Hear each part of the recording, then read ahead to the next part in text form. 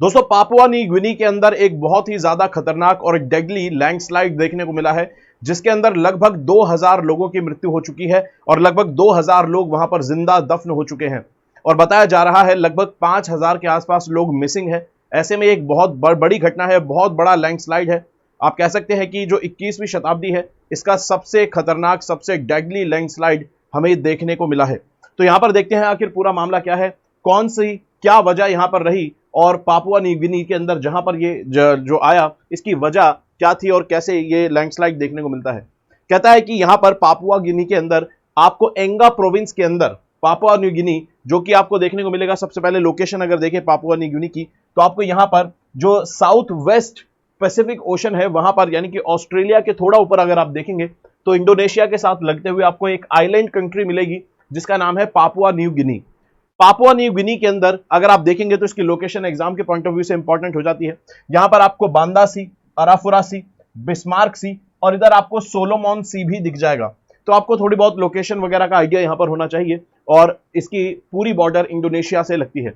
ऐसे में यहां पर एक एंगा प्रोविंस आपको पापुआ न्यू गिनी के अंदर देखने को मिलता है, जहां पर आपको माउंट मुंगालो नाम की जो एक पहाड़ी है उसका कुछ हिस्सा कोलैप्स कर जाता है, यानी कि ढह जाता है और पूरा का पूरा गांव उसके नीचे दब जाता है और वहां पर लगभग 2000 लोगों की बताया जा रहा है कि मृत्यु हो चुकी है और 2000 लोग लगभग उसमें दफन हो चुके हैं और बहुत कम चांसेस हैं कि उनमें से कुछ लोग जिंदा बच पाए। बहुत ही रेयर कोई वहां पर जिंदा बचने की किसी की उम्मीद है और ऐसे में लगभग 4 से 5000 लोग मिसिंग भी बताए जा रहे हैं। तो एक बहुत बड़ी घटना है। तो ऐसे में यहां पर अगर बात करें तो सबसे बड़ी इंपॉर्टेंट चीज यह है कि ये जो एरिया है अभी भी एक्टिव है लैंडस्लाइड के नजरिए से।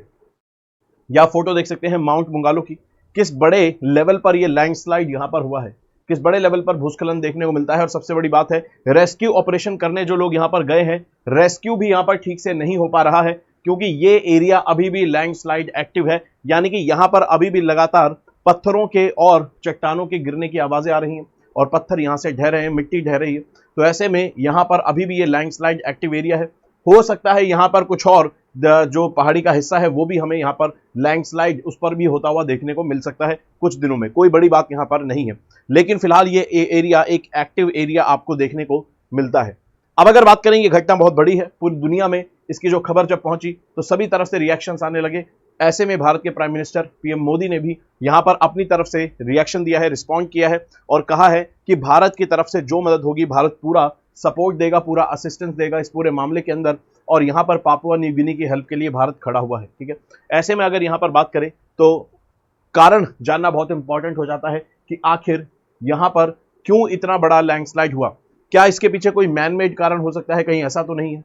तो यहां पर अगर बात करें, बताया जा रहा है मैनमेड कारण तो नहीं है और भी कोई कारण यहां पर अभी पूरी तरह से क्लियर कट नजर नहीं आता है, लेकिन जो कुछ अंदेशा है, जो कुछ यहां पर अंदाजे लगाए जा रहे हैं उसमें एक तो हो सकता है कि भाई अर्थक्वेक से यहां पर जो ट्रेमर्स जनरेट हुए हों उसकी वजह से यहां पर पहाड़ी जो है उसका कुछ हिस्सा ढह गया हो, लेकिन ऐसा भी नहीं है क्योंकि हाल फिलहाल में कोई अर्थक्वेक बताया जा रहा है। ऐसा कोई अर्थक्वेक यहां पर कारण देखने को नहीं मिलता है। वहीं पर दूसरी तरफ बारिश जो है, बहुत तेज बारिश, बहुत ज्यादा बारिश जो है वो एक कारण हो सकती है।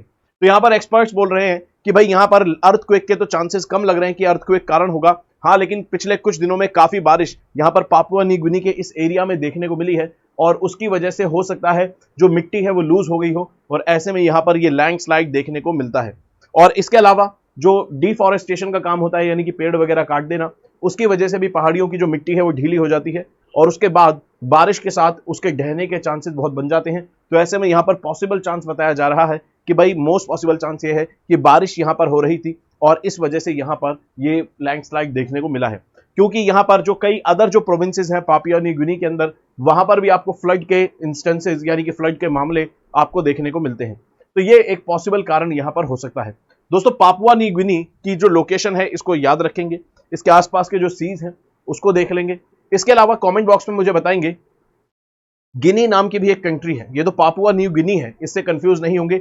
एक गिनी नाम की भी कंट्री आपको देखने को मिलती है, उसकी लोकेशन मुझे बताएंगे वो कहां पर आपको देखने को मिलती है, कहां पर आपको मिलेगी गिनी नाम की एक कंट्री। ठीक है, इसके अलावा दोस्तों यहां पर अगर बात करें, भारत की तरफ से भी एक दुखद खबर निकलकर सामने आई है। एक एक्सीडेंट भारत के अंदर भी हुआ है और ऐसे में भारत के ही कुछ लोग जो हैं, लगभग 7 लोगों की यहां पर मृत्यु हो गई है।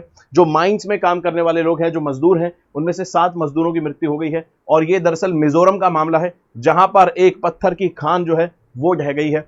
पत्थर की जहां खान थी, जहां पर पत्थर निकाला जाता था, ऐसे में यहां पर यह खान जो है ये भी यहां पर ढह गई। और इसका भी कारण क्या है, मिजोरम के अंदर हो रहा हैवी रेनफॉल। ठीक है, तो हैवी रेनफॉल जो है इसकी वजह से यहां पर ये जो खान थी ये ढह गई और 7 जो मजदूर थे उनकी यहां पर मृत्यु हो गई। ठीक है, तो यहां पर देखने को मिलेगा कि यहां पर और भी क्या कारण रहे, कुछ ऐसी चीजें जो भी लेटेस्ट डेवलपमेंट होगी निकलकर सामने आएगी, उसको यहां पर डिस्कस करेंगे। ठीक है, चलिए तो दोस्तों यहां पर आगे बढ़ते हैं और अनअकैडमी आपके लिए एक स्पेशल कोर्स लेकर आया है।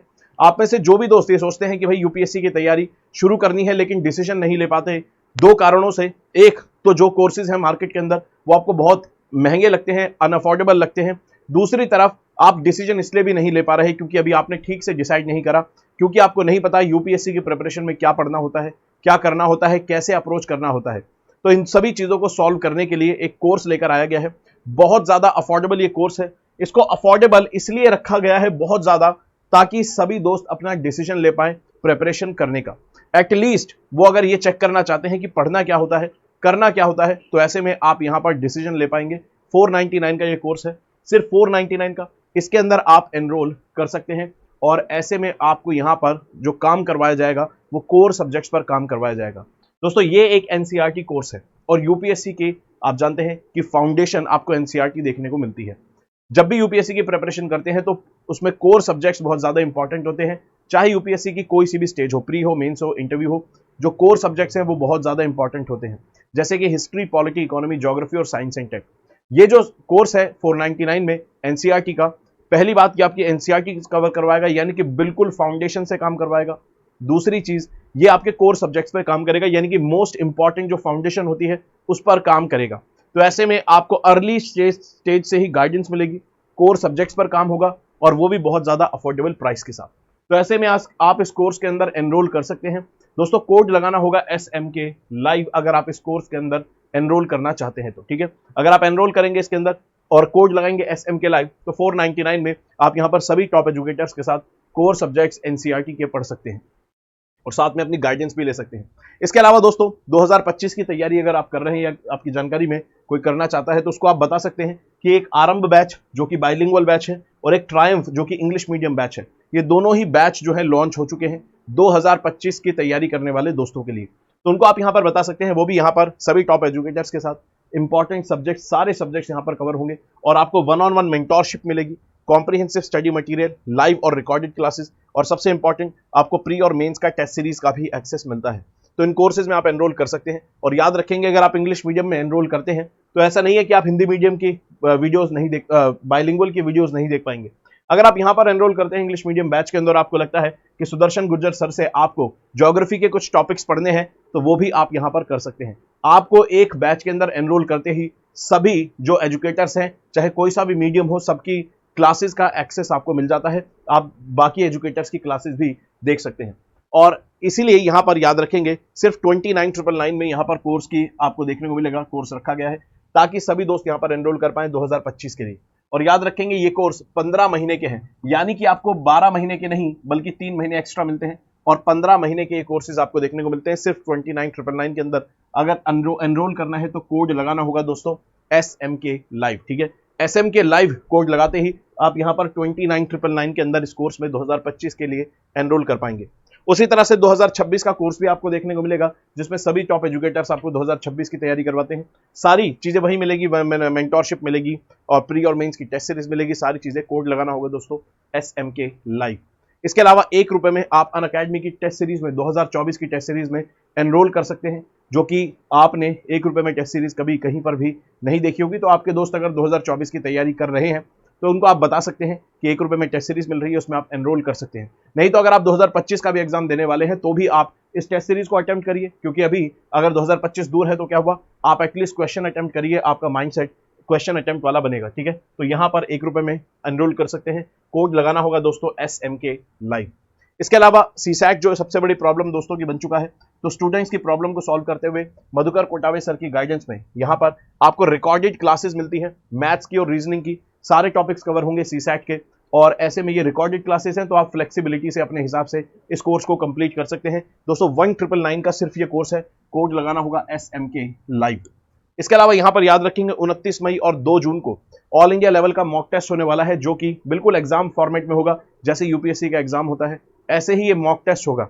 साथ में आप जैसे यूपीएससी में ऑल इंडिया रैंक निकलती है 1 साल बाद, आप यहां पर तुरंत अपनी ऑल इंडिया रैंक भी चेक कर सकते हैं।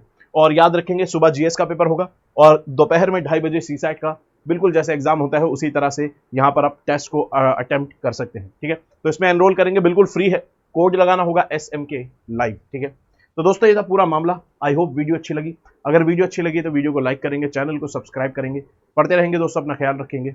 जय हिंद दोस्तों।